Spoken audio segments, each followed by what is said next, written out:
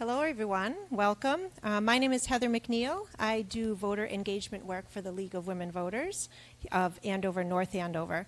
Welcome to our Running for Office workshop.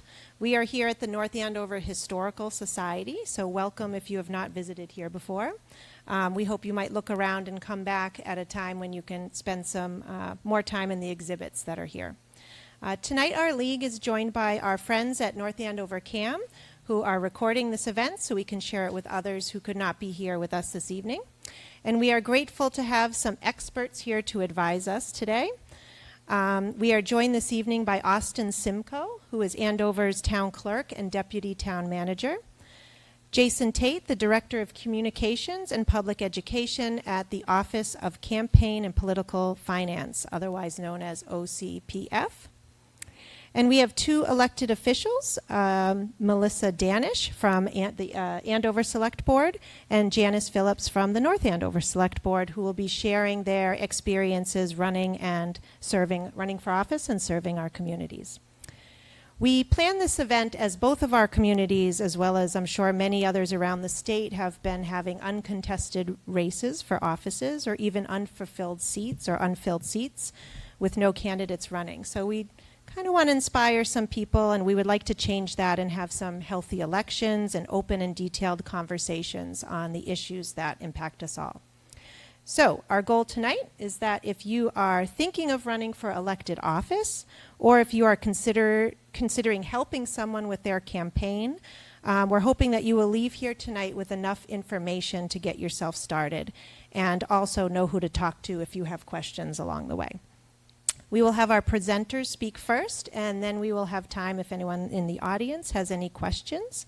If you want to write it down, I can ask the question for you, or if you have a question, I can bring the microphone to you at the end.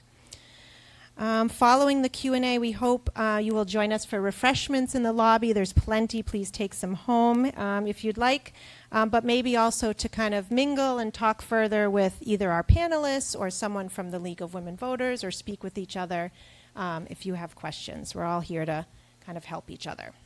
Okay. There are also, one other thing, there are also packets out front. If you're from Andover or North Andover and would like to see the packets for candidates, we do have some of those out on the table. Okay, sound good? Are we ready to get started? So first we're going to hear from Austin Simcoe, and then we'll kind of go down the line, and we hope you find some good information you can use. Austin? Thank you very much, Heather, and thank you to the League of Women Voters for drawing attention to this important issue. When people think of government, they tend to think about what they see on cable news. Maybe they'll sometimes think about the state, but they don't often think about local government. But we know that local government has a huge impact on your schools, on your family's experience, on the roads you drive on the public safety that you depend on, and the elected officials, including two who are here tonight, they set the direction for that level of government. So I'm the town clerk in Andover, and I'll speak from that perspective. The town clerk's office in Andover and in towns across the Commonwealth, they have a number of different areas of responsibility that touch on elections. We facilitate ballot access, we administer the elections, we tally and certify election results. We disseminate campaign finance information, which Jason will talk about. He's the expert on that. And interestingly, though I speak from the perspective of Andover's town clerk, so much of this process, probably all of this process, is prescribed by state law. So what we're talking about here tonight is generally applicable, whether you're in Andover or North Andover or out in Western Massachusetts. You know, I look at the calendar and I think about when our local elections are. In Andover, it's going to be March 24th in 2026, and in North Andover, it's going to be March 31st, 2026. So 1 week apart on a Tuesday. And what always stuns me is how quickly it comes. You know, you get out of the summer, you get into the fall, and the holidays and everyone being busy this time of year, and then you get to New Year and you flip the page and the election is here. And so I'm glad that we're talking about this now, because it will be here before we know it. The first step to running for office, at least from a formal procedural standpoint, is pulling nomination papers, pulling them and then ultimately submitting them. To appear on the ballot, you have to be a registered voter, and you have to submit a petition with 50 certified signatures. In Andover, we typically recommend that when you go out and collect signatures to appear on the ballot, you submit 75 of them, because not every signature is going to be able to be certified for any of a variety of reasons. But give yourself a little buffer so that you can get certified. When you are interested in pulling those papers, and that's the verb we use, I don't know why, it's a piece of paper, but when you pull the papers, you come to your town clerk's office. And in Andover, we always suggest that you make an appointment so that we can go through it with you step by step and give you the attention and the information that you deserve. We'll provide the nomination papers, make sure that you've filled them out correctly. There's not a whole lot for you to supply on that, but everything that you do put on it is very important. You need to sign it. You need to give your name as you're registered to vote. If any of that is defective, then you're going to have an issue when you return the papers. So we'll provide those nomination papers to you and answer your questions to make sure the petition is in good order. We provide a calendar with deadlines. We provide campaign finance forms and information. Jason will talk more about those obligations. They are state obligations. They rest with his agency, but the town clerk's office is a conduit for that information getting to you to make sure you satisfy those requirements. After you've pulled the nomination papers, you need to submit them by the first Tuesday in February at 5 p.m. North Andover has a deadline for when you need to pull the papers, in addition to a deadline for when you need to return them. Andover just has the state deadline. You need to return them by a certain date. You could theoretically pull the papers 1 hour before the deadline, and if you were able to collect 50 good signatures in that time frame, I would congratulate you on your speed, and we would certify you, and it doesn't matter that you just pulled the nomination papers. We don't recommend it. It's probably more stress than anybody needs, but you can pull the papers whenever you want in Andover, whereas in North Andover, there's a deadline for that in addition to the deadline to return. So that's the formal process. I have a few other little tidbits that I would share just based on my experience with local election candidates. We'll ask you to provide your contact information, which I, as town clerk, would use over the course of the election season, several months at least, to provide you with reminders about campaign finance obligations. In Andover, I don't know what North Andover does, but we have an oath ceremony where the day after the election, if you've won, you get sworn in immediately. I'd be in contact with you before that to plan. Before COVID or during COVID, I had to communicate with the local candidates to tell them that the election was being postponed. So whatever, hopefully that never happens again, but you never know what's going to need to be communicated, and that's why I asked for your contact information. One question I always have for folks is, do they want to create a campaign email address? Because the address that they give to me is going to be requested by a whole number of people over the course of the election season. It may be the League of Women Voters who wants to have a candidate forum. It may be members of the press. It may be political consultants. It may be sign manufacturers. And I would so much rather give out the Smith for Select Board email address than your personal email address. So that's a conversation that we may have if you want to run. You may want to request voter history data from the clerk's office. Campaigns often ask for that because it allows them to identify and target frequent voters, to see voters' party affiliation, to see whether they voted recently by mail versus in person. And the clerk's office can provide that. We're under an obligation to provide it within 10 business days. I will say, just keep in mind that you're asking for it, and so are the other campaigns, and so are members of the press, and so are people who are curious, and so are their cousins. So, you know, we do it. We're happy to provide the information. Just keep in mind that we are also trying to prepare for the election just like you are. And ask for only what you need, only when you need it. But we are happy to do it, and we do it, and you're entitled to the information, and it's running a good campaign. So the 150-foot rule, I'll just mention that because it's something that a lot of candidates, once they've made the ballot, this is a question, and they want to know, what is it that they can do within that sphere that's 150 feet of a polling place.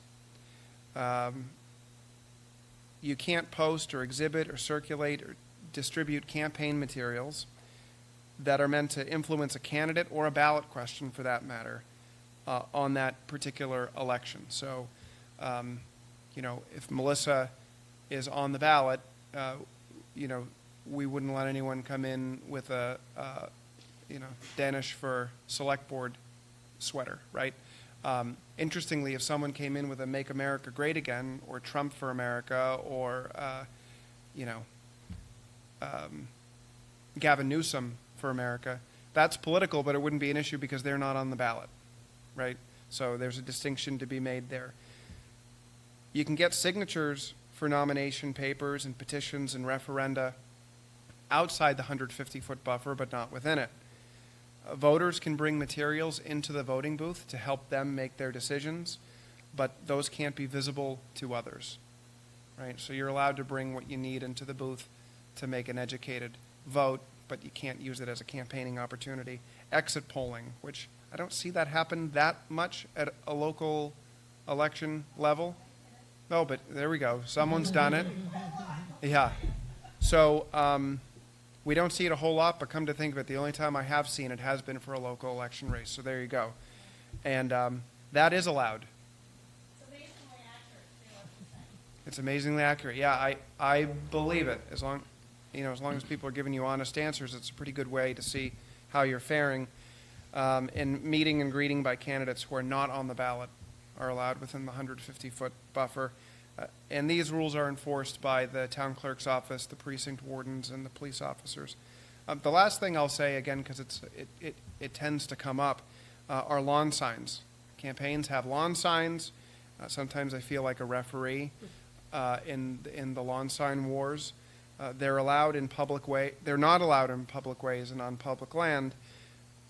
When we get questions about that, we tend to, when we're doing it right, we refer to the building inspector because it's their job, certainly more than the clerk's office job, to enforce that. We have to balance First Amendment requirements, which, believe it or not, changed within the last decade in certain respects. And, of course, we're complaint-driven, but we also have capacity limits on what we can enforce and what we can look into. We are even-handed. It doesn't matter the campaign who may have put something on the town common or outside town hall. It doesn't matter who they are or what they support. We try to enforce it uniformly. So I do get questions about that. That's a little bit of a hodgepodge, and I'm happy to answer any questions as this forum continues. Thank you very much. Thank you, Austin. Thanks, League of Women Voters. We're happy to be here today. I'm Jason Tate with OCPF, the Office of Campaign and Political Finance.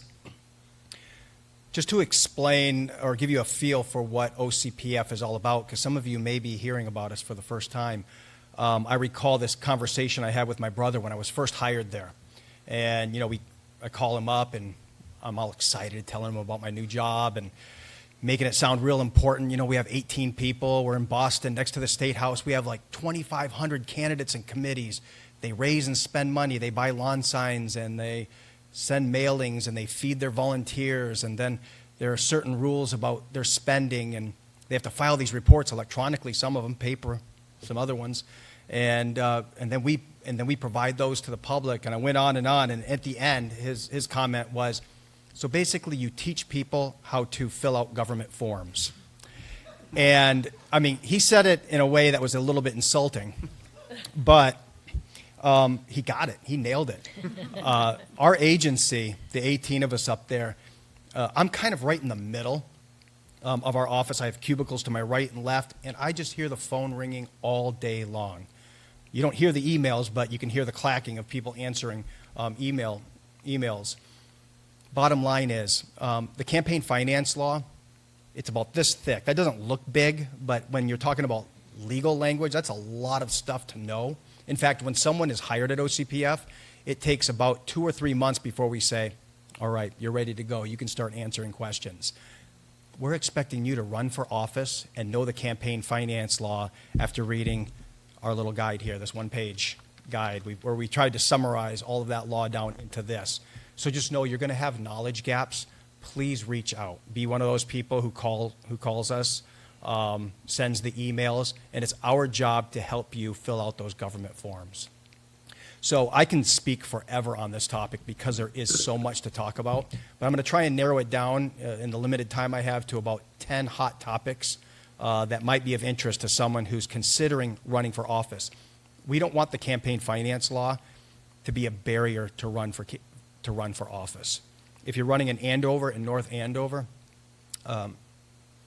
it's not that difficult. I used to say that, if you can balance a checkbook, then you can do this, but a lot of the people don't use checkbooks anymore, so I have to come up with another analogy. But really, it's if you can add and subtract, then you can open up an OCPF account and run for office. Some of our top 10. Did you know that OCPF can fine candidates if they file their reports late? There's a process there. The town clerk has to get involved. And in fact, I can't really call it a fine anymore. My boss has said, Jason, in the law it says civil forfeiture. So let's use that language. So I'll use that language, $25 a day, a civil forfeiture. We don't want your money. We don't care about the money. What we really want is the report to be filed on time so that if someone, the public, wants to see it, that's the public disclosure that we're all about, that it's available to them when they go to the town clerk's office to ask for it. There are no such things as anonymous contributions. On the local level, we see this a lot, where cash is involved. People are collecting cash. I had a call once where someone was on a rotary. Apparently in that town, everyone held signs on the rotary. Cars would drive around and say, vote for me. And a guy pulled up in his truck and threw a large bill at him and said, good luck on your campaign. He had no idea who it was. He called me up, said, what do I do with this $50 bill? And I said, well, you can't keep it. Deposit the money into your account and then write a $50 check to charity. Bottom line is, name and address for every dollar that you bring into your campaign. You can raise up to $1,000, but name and address between $1 and $1,000. Every dollar has to be accounted for here in Massachusetts. This is new. Starting in 2022, state regulations were changed to now allow local candidates to raise money by Cash App, like your Venmo, your Zelles. So feel free to raise money that way. I've heard a lot from candidates who say it's so convenient. I can have a backyard barbecue. No one has cash anymore. It's $25 a head. They just can Venmo to my committee account. Now you can't say, oh, people want to Venmo money. Cousin Larry, can we use your Venmo? Everyone's going to Venmo you, and then you transfer the money to me. I'm going to put it in the account. It doesn't work that way. If you do decide to use a Cash App, please use a Cash App that's dedicated solely to the campaign. Out-of-pocket expenditures is the biggest question that we get on the local level, because sometimes people think, I'm running for school committee. It's going to cost about $1,500, maybe $2,000. I'm just going to use my savings account. And they just start buying lawn signs and mailings using their personal debit card or credit card. You can do that. I wouldn't say the same to candidates who file with us, like state reps, state senators, county candidates statewide. They have much stricter rules. But for you on the local level, you can spend out of pocket. There's a special schedule for you. The name of the form that you use, which our candidates are probably very familiar with, is the M102. That's the standard report. There's a schedule there. We call it Schedule E. That's where you report your out-of-pocket expenditures on Schedule E. When you're disclosing your expenditures, you're allowed to spend money to enhance your political future. It just can't be primarily personal. So you can, obviously, buy lawn signs and mailings, boost those Facebook posts, do all sorts of things. You can travel and pay for that travel if you need to. Maybe you're already in office and you need to go to a meeting for higher education out in Springfield or something. Yes, you can use campaign funds to pay for that trip. But you do need to provide a political purpose, so that when the public looks at it and they see that you spent $300 at Market Basket, and it just says food and drink, there are going to be questions. You need to show them that it was for a political purpose. And so you say food and drink for, remember the for, backyard campaign kickoff event fundraiser. So please always remember the for, always thinking about disclosure. We want the public, when they see the report, just to understand what's going on. We want the public disclosure there. If you're going to do something other than raise money from your friends and family and then buy the lawn signs and mailers, report that to OCP. If you're going to do something out of the box, unusual, call us up. Like I said, you're not going to know all of the rules, and there are a lot. Not only do we have the law, but we have pages and pages of regulations. Please give us a call or email us. An example would be maybe a candidate deciding, hey, you know what, I'm going to have the Patriots are playing. I'm going to have a Patriots-themed fundraiser. I'm going to ask all my family and friends for all their Patriots memorabilia, maybe a Tom Brady signed football, a Julian Edelman jersey, all of that sort of thing. How is that reported? There are ways to do stuff like that, but there are rules. And so please write us. Make sure that if you do anything out of the ordinary, get it cleared through OCPF. I like the email because that way if you send us an email, one of our attorneys will write back in an email so that when someone complains to Austin that someone violated the law and everything, and he calls the candidate, you're going to say, hey, look, I have an email right here from OCPF. It says I can have that Patriots fundraiser. So it's always good to write us to get it back in writing. Reporter 7, that's the software that can be used to file campaign finance reports. We call the paper report the M102. The M102 in electronic form is on Reporter 7. So if you're going to run for office, I would recommend using Reporter 7. It does all the math, alphabetizes everything, it stores all your data. So 5 years from now, you're still in office, you can go back and look from 2025 and see who donated to you and perhaps re-solicit those individuals. And now, starting this year, our IT department developed a program that allows a candidate to use Reporter 7, enter their receipts, enter their expenditures, and hit e-file, and it's going to be sent directly to the town clerks with an e-signature. So that's very helpful. You wouldn't have to run down to town hall or put it in the mail or scan it and email it over. It's done automatically. So please use Reporter 7 if you run for office. Very quickly, public employees. This comes up a lot. I always have to hit it on all these little trainings that we do. A public employee is someone who's appointed and compensated by the state, county, or a municipality. These are your school teachers, firefighters, police officers, and not just in Andover or North Andover, all over the state. Public employees are prohibited from soliciting funds or receiving funds for a political purpose. So if you're running for office and your sister-in-law wants to help out and she's a school teacher in Lawrence, she can help out. That's fine. She can hold your signs. She can make get out the vote phone calls, things like that. But when it comes time to ask people for money or to collect funds for the campaign, public employees have to stay away from that. Public buildings, fundraising can't happen in buildings used for governmental purposes.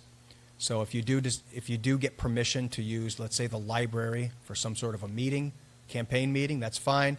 No fundraising, though, in that building. No soliciting funds or receiving funds in buildings used for governmental purposes. And then finally, I'm just going to hit on this. I know this is a candidate training, but our office has been very busy lately with your municipal ballot questions. I don't know, does Andover and North Andover, do you have any ballot questions on the horizon? We do.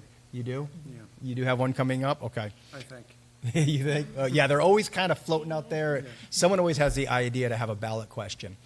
Ballot question activity for ballot question elections, all the activity as far as spending money has to be done with ballot question committees using private funds. These are political committees that are organized to support or oppose candidates. Ballot questions, support or oppose ballot questions.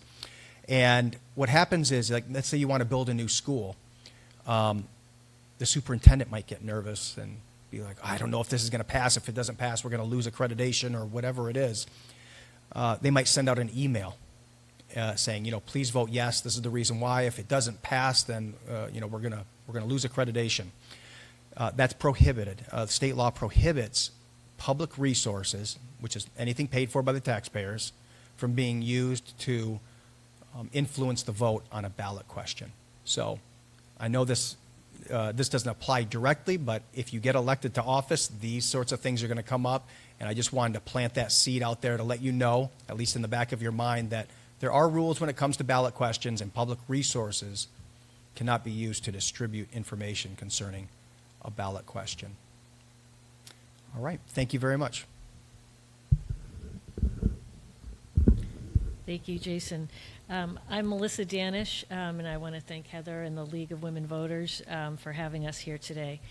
I want to say I believe in running for office since here I am on the select board, but I believe that it's one of the best ways that you can give back to your community.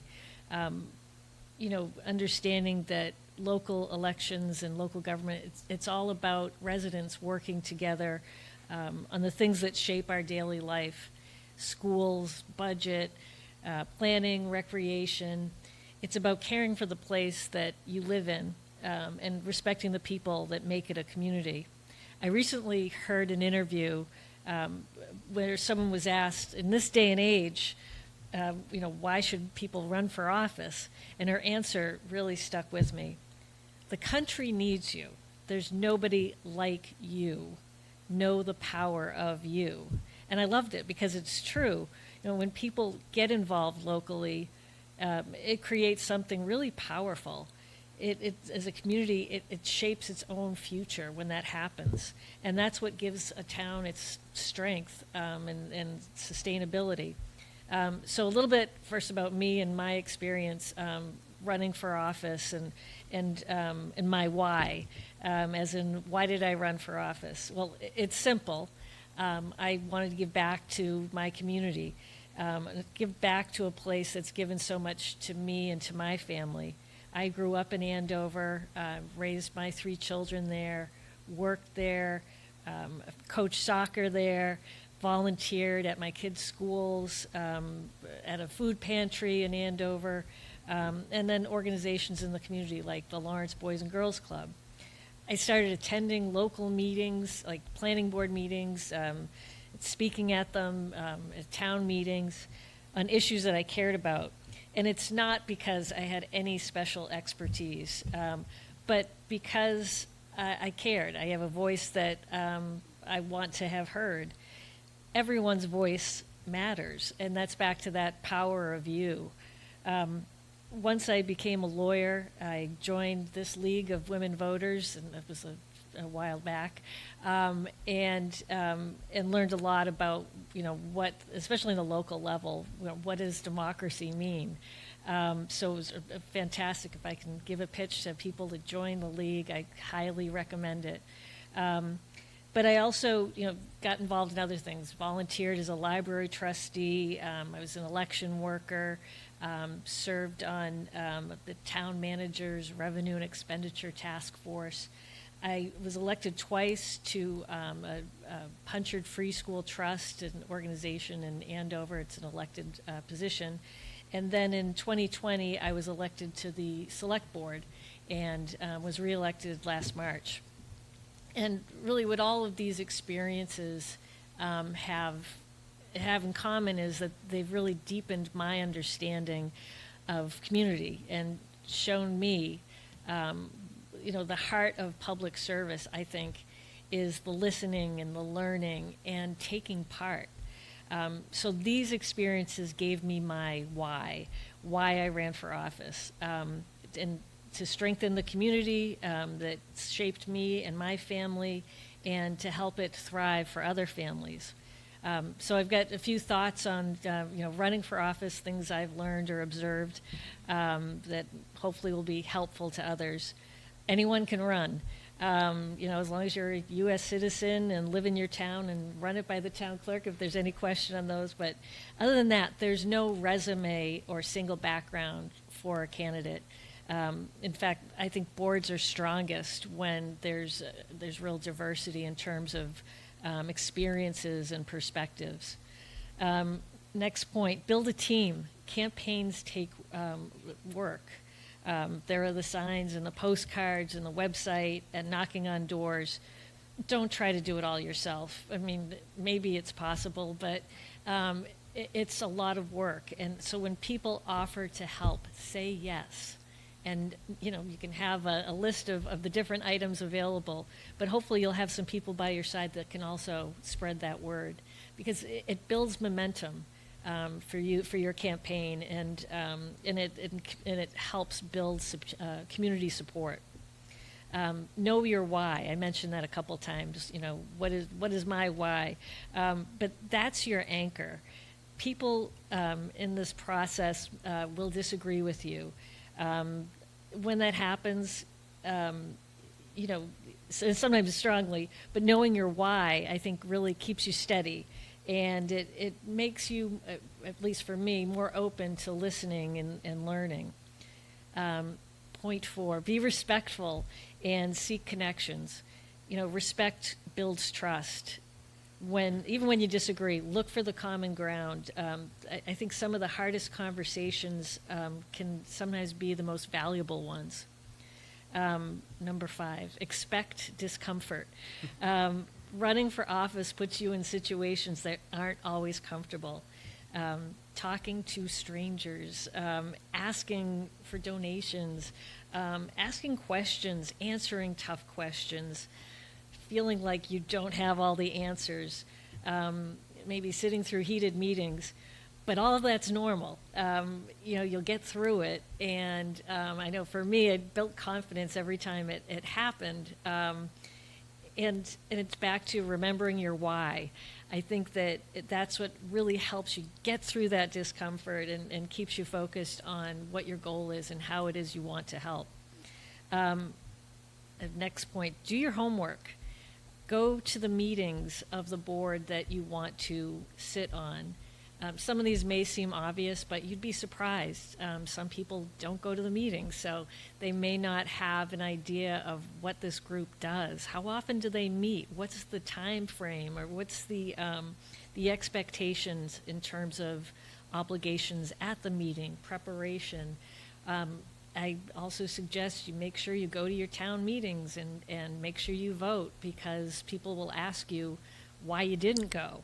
And it's really the best way to learn more about the community. I mean, you want to have a lot of knowledge and keep gaining it as you go. And then be ready for the big question, which is, why are you running? So you may know your why, but you know, just working a little bit on expressing that and being prepared to respond to it. Doesn't have to be complicated. It doesn't have to be highfalutin. It's just be authentic. You know, and if there's one issue that sparked your interest and that's sort of the reason why you want to run, that's fine. But understand that it probably won't sustain you when you're in office or even running for office, because there's just a broad area of matters that will take up your time and attention. So make sure that you've got a perspective that's broad to meet them all. So serving in office isn't always easy, but I think it connects you to your community in ways that few other experiences can. And I think it's well worth the time and energy that goes into it. And really, as I said before, you know, when people get involved, it adds up to something really powerful, a community that's shaping its own future. And that collective participation is what gives towns their strength. So think about your own why. Think about the skills and passions and perspectives you bring. Volunteer. Attend the meetings. Serve on a committee. And please run for office because we need your voice. Every single voice is super important. Thank you. And I'll turn over to Janice. Thank you, and thank you for having us tonight. I'm Janice Phillips. I sit on the North Andover Select Board. I will try to keep it short and sweet. I could almost basically say ditto what Melissa says, but I'm going to try to hit a few different points, a little more nitty-gritty. So my why is that I looked around and saw that I was participating in so many different aspects of our community. I really had dug in and gotten to understand all of the different residents in our town and felt like I really had my finger on the pulse and wanted to elevate my service. So that is sort of what led me down this pathway. It's a bumpy road sometimes. That's just the way it goes, but worth every minute. My advice would be that at a very basic level, it's a really important when you think about running for office or serving in any capacity, that you understand the charge of the committee that you're running for. It's often maybe less complicated than you think, or sometimes maybe the opposite. So just starting with the basics of taking a step back and using that sort of information to figure out what your best pathway might be. I would also say, proceed slow and steady, chart your course, get involved, as Melissa said, spend time serving on other committees. Our communities rely so heavily on volunteers, and there are really important committees that we have, and we're always looking for people, and it's such a good way to get your feet wet and get involved. So, that's one way to dig in, and I highly recommend it, and we're always recruiting. Attend meetings for the boards you're interested in and all of the other boards. One of the things that makes this work is when we all understand the role and function of our own board and the other boards and how they interrelate to each other. So, just getting to know and understand that as you insert yourself into your community can be really helpful. I think it's important that people are really honest with themselves about why they want to serve in this capacity. It takes some soul searching, and I think everybody loves your town and wants to make it a better place, and community makes us all better. The key to being successful, I think, is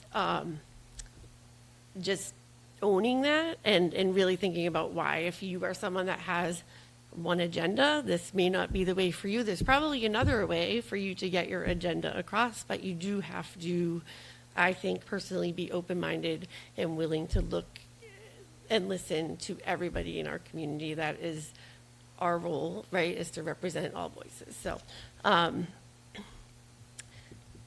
as one person on a board, you hold no power. The power is in the collective value of the board, which represents the voices of the residents. So I also really encourage people and work on this daily of leading with curiosity, right? Everybody comes from a different perspective, and the most important thing we can do is listen and learn from people. So I joke, but I do often say, if we're sitting at a table all together and nobody leaves happy, we've probably done the right thing.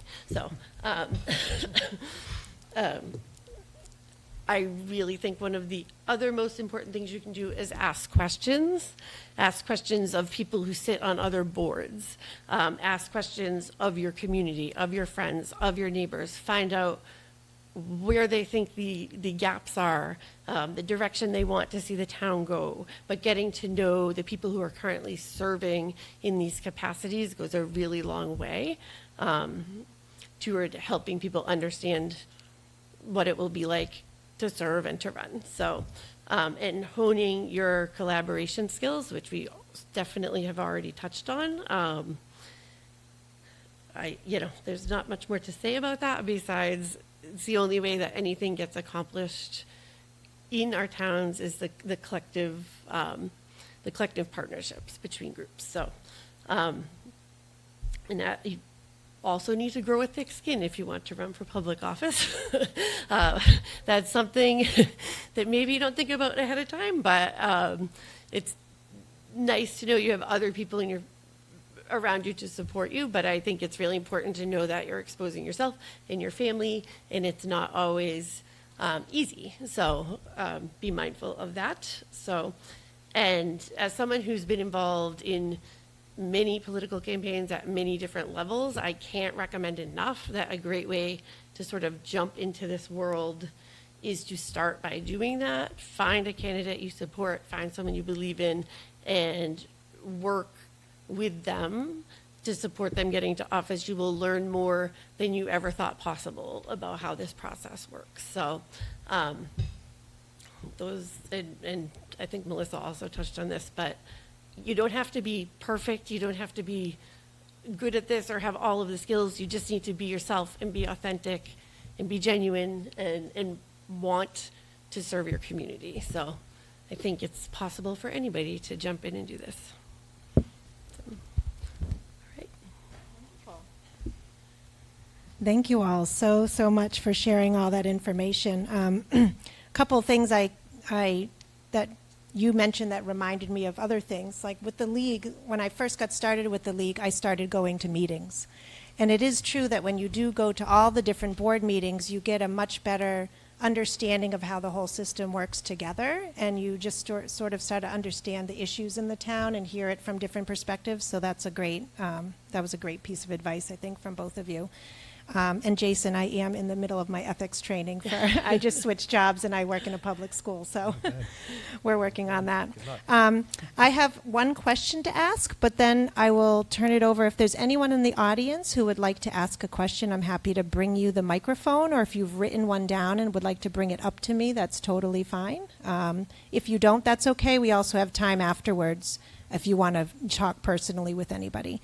But my one question mainly for Melissa and Janice is there like a magical number in terms of the number of people you should have that to help you to kind of make the process easier, or a magical monetary number that you think would make would help you with your campaigning?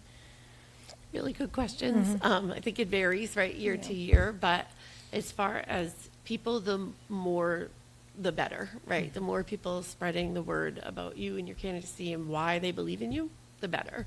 The financial question, I cannot answer. It just depends. I mean, it is expensive to run a campaign. There's no doubt about it. Yard signs, et cetera. I mean, you can be looking at a couple $1,000s, and more if you have a super competitive race going on in your community. So.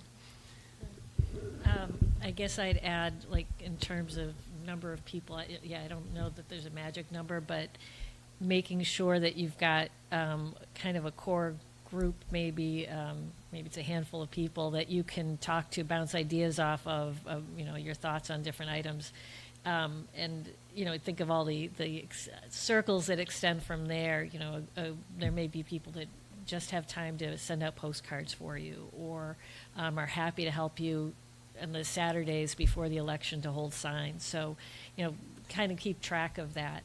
And whether, and it does vary, I think, in terms of how much you're spending, whether you're in a race that's competitive or not. If you're not running against anyone, I don't think you should take it for granted.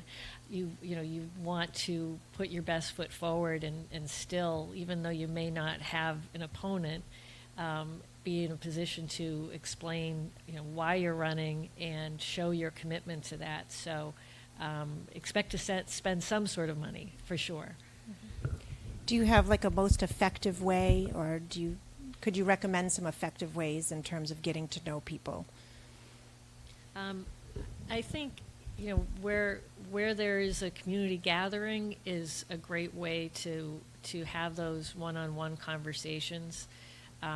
Whether it's the farmer's market, the grocery store, there are meetings that happen at town hall. Again, we may start with something that you're particularly interested in, and talking to the different people who are involved in that. But I think also it's all the other stuff you may be doing that you might not think of, like your kids are in school, so there are other parents. The soccer team, or the coaches, or what have you. There are other families there, and I think it's great to have all of those diverse sorts of groups, so that you probably won't reach everyone.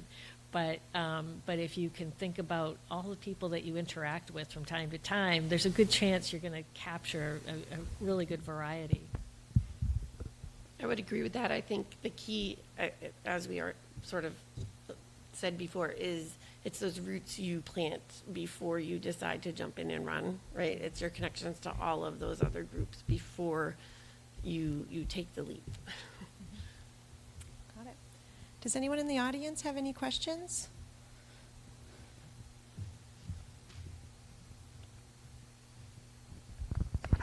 Jason, do you recommend having a treasurer? If you're going to raise money, definitely. It's sort of one of the little secrets that we don't like to get out, but now I'm putting it on local television. You do not have to have a treasurer to run for office in a town or a city. But if you're going to raise money, we recommend it. Anytime you're getting money from others, it's a good idea to have at least 2 different people monitoring that. But you can run as what I like to call a lone wolf. Everyone has to file the organizational form. This is sort of a declaration to the community that I am running, which is helpful because you can file that even before you pull nomination papers. So you declare by filing the 101. If you are a lone wolf or you're running without a committee, there's a little box there that you can check that says, I'm just going to run as solo here. Any other questions? Good. Okay, well, thank you all for sharing your expertise. Oh, is there another one? Oh, sorry about that. Here you go. My profession is asking questions. These guys know that I'm a newspaper reporter by profession. What's the time commitment? For running or serving? No, for serving. It's seasonal. It's also a little bit of a difficult question to answer because you never really know what's going to come at you in any given day or week or year. But I mean, I would say 10 hours a week is probably an average time commitment. And I mean, these jobs aren't meant to be full-time positions. I think if this is all you have to focus your time on, then, it's too much because we do have professional staff who are running this town. But still, it's a big ask. Having the meetings, so our select board meets twice a month, but it may be more frequent. We may have meetings with the other boards. We'll get together with the finance committee and the school committee prior to the budget. We'll have some weekend meetings, and then there's preparation for those meetings. And then being a representative of your board, so going to other events and other boards' meetings and the things, what you consider, the things you have to do, but also the other things that you want to do. So I think people can certainly put in a lot more time if they choose to, but I think perspective is a really good thing, and so it shouldn't be considered a full-time job. Awesome. Thank you so much. Does anyone at the table have anything else to add? No, we're good? No, thank you very much. Fabulous. Yeah, thank you for sharing all of your expertise and your experiences. Thank you for your questions. And if you're watching at home, hopefully this is going to be very helpful to you as well. I think this is an amazing and challenging and very important time to be engaged in our communities. Running for office or helping others to do so is definitely, one of those ways, along with doing a lot of what was talked about at the table. Also doing nonpartisan voter service work for the League. You can ask about us if you're interested. Becoming an election worker, poll worker, voting, fact-finding, looking at issues from multiple perspectives, having meaningful and respectful conversations with people with both similar and dissimilar views, attending, voting at town meeting, we talked about that. Engagement is very important to our democracy. And as we say in the League, democracy is certainly not a spectator sport. So we hope you get involved, and maybe you've been inspired to get involved soon, or maybe it'll take a couple years. Maybe you're going to be thinking about it for a while. That's totally fine. But thank you again for joining us. If you're here, please join us for refreshments in the foyer, and we can ask some more questions if you have any. Thank you. Thank you.